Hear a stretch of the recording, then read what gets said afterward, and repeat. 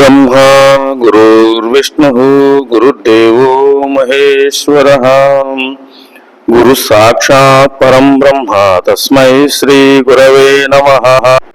ప్రియ ఆత్మబంధువులారా, ఈరోజు చాలా విశేషమైనటువంటి పర్వదినం.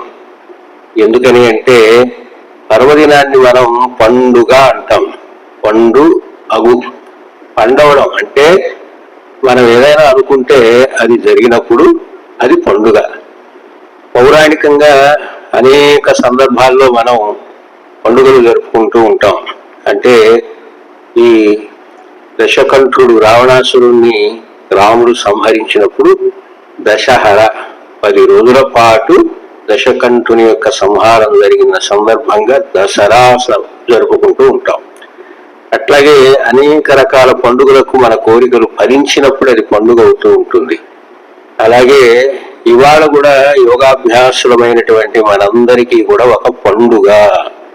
ఎందుకని నేను ఇలా అంటున్నాను అంటే మన మంగళగిరిలో 1994 ఆగస్టు 10వ తేదీన మన యోగా కేంద్రాన్ని ప్రారంభం చేశాం.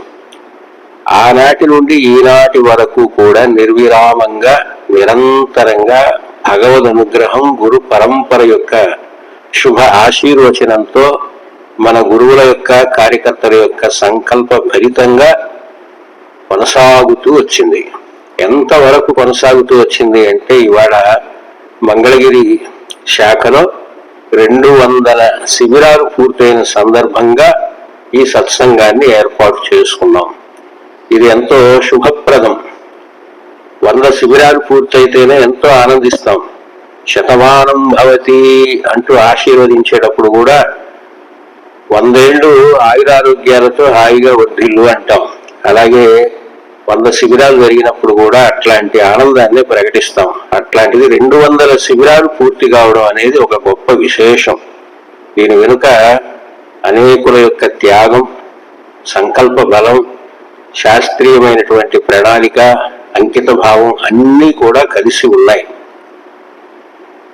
ఇప్పుడు ఈ సత్సంగంలో నూతనంగా అభ్యాసం చేసినటువంటి సాధకులకు ఈ సేవా కేంద్రం యొక్క పూర్వ చరిత్ర అంతగా తెలిసి ఉండకపోవచ్చు. ఒకవేళ గురువు ద్వారా తెలిసిన ఈ విషయాన్ని అంత అనుభూతి చెందలేకపోవచ్చు. కానీ మా అందరికీ కూడా ఒక గొప్ప అనుభూతి. ఎందుకని అంటే ఎప్పుడైనా సరే పూర్వ విద్యార్థులు వచ్చి కళాశాలలో కార్యక్రమాలు ఏర్పాటు చేసుకుంటూ ఉంటారు.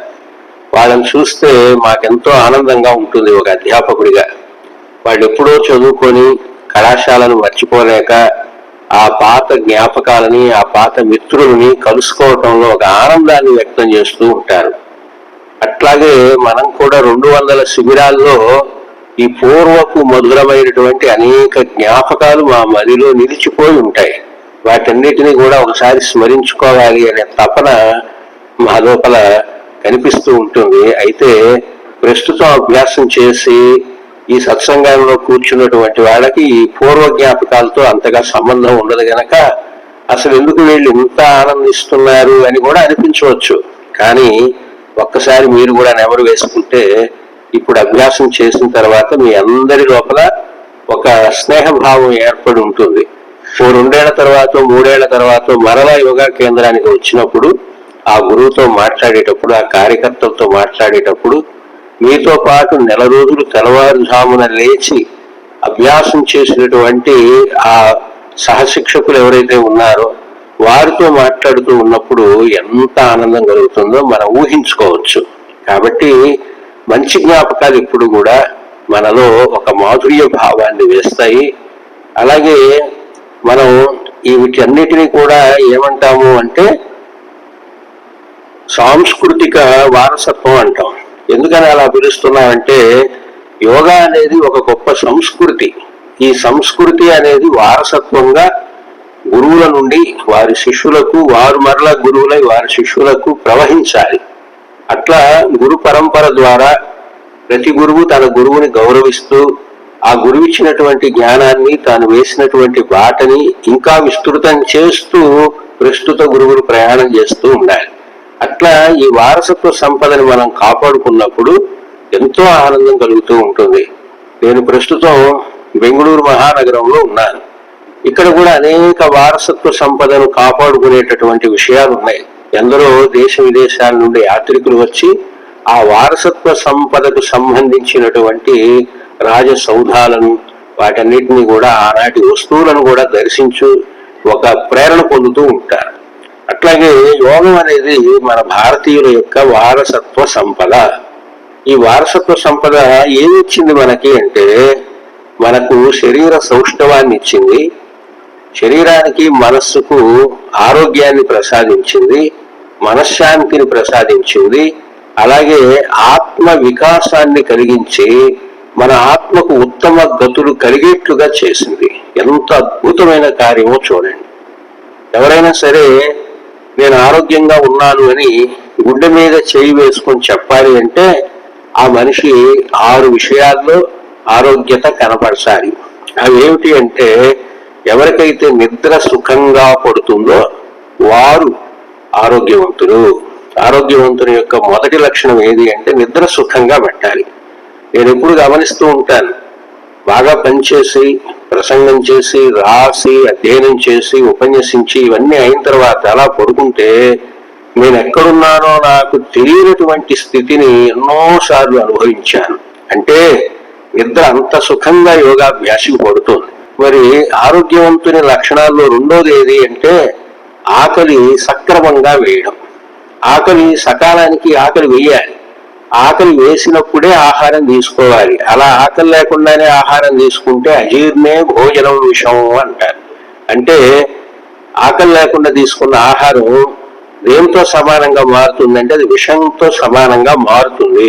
కాబట్టి ఆకలి చక్కగా ఉండాలి. నేనైతే నా జీవితంలో నిర్దేశించుకున్నటువంటి సమయానికి చక్కగా ఆకలి వేస్తుంది. ఉదయం 9 గంటలు, మధ్యాహ్నం 1 గంట, సాయంకాలం 7 గంటలు. ఈ సమయంలో ఆహారం తీసుకుంటాను, అది చక్కగా జీర్ణం అవుతుంది. విసర్జన క్రియ కూడా బాగుంటుంది.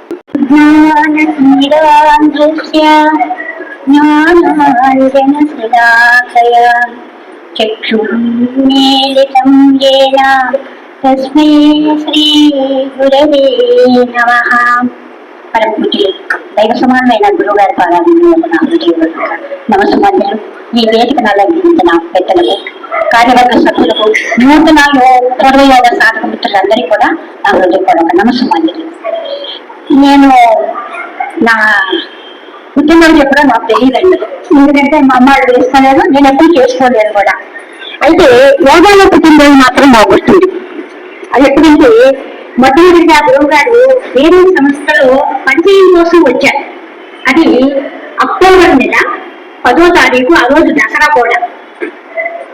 1994 సంవత్సరం అండి. దసరా 10వ తారీఖు అక్టోబర్ 10వ నెల.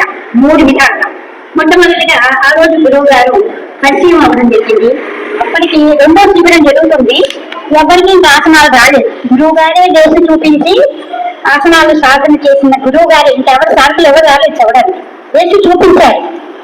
నాకెందుకు ఈ యోగాసనాలు ఈ వయసులో 35 ఏళ్ళు అప్పుడు నాకు. స్థాపకాయ చ ధర్మస్య సర్వధర్మ స్వరూపిణే అవతార వరిష్టాయ శ్రీ వెంకటేశ్వర యోగి గురూజీయే నమః. జయ గురుదేవ్. శ్రీ గురుభ్యో నమః.